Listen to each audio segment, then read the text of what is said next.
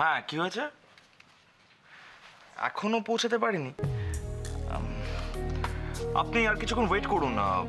Sari sample নিয়ে আমার লোক বেরিয়ে গেছে। ও খুবই efficient staff, don't worry.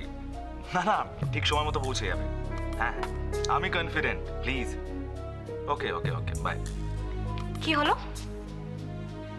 Riku এখনো শাড়িটা নিয়ে পৌঁছাতে পারেনি তো?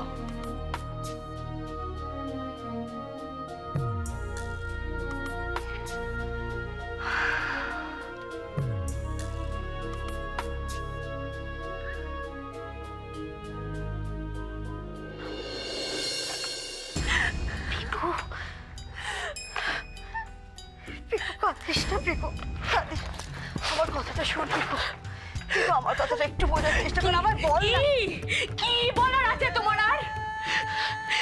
তুমি আজ আমার কত বড় ক্ষতি করলে তুমি জানো মা? তুমি শুধু আমার একার ক্ষতি করনি, ওই মধুকুঞ্জের কত বড় লস করলে জানো? হ্যাঁ তুমি। ওই ব্যাগটার মধ্যে কোটি কোটি টাকার শাড়ি স্যাম্পল ছিল, আর আর ওই শাড়ি স্যাম্পলগুলো না ক্লায়েন্টদেরকে দিয়ে শাড়ির অর্ডার নিতে হতো আমায়। আমি কি জবাব দেবো এখন ক্যাপ্টেনকে? তুই এই কথাগুলো আমাকে কেন আগে বলিস না?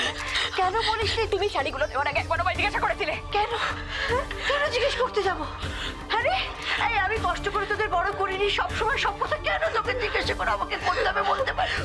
আমি ভেবেছি আমি তোকে মধুপুর থেকে শাড়ি আনতে বলেছি, তাই তুই আমার কথা মতো শাড়ি নিয়ে এসেছিস। তাই আমি সবাই কেন সব ভেবে নিচ্ছ এরকম ভাবে তুমি?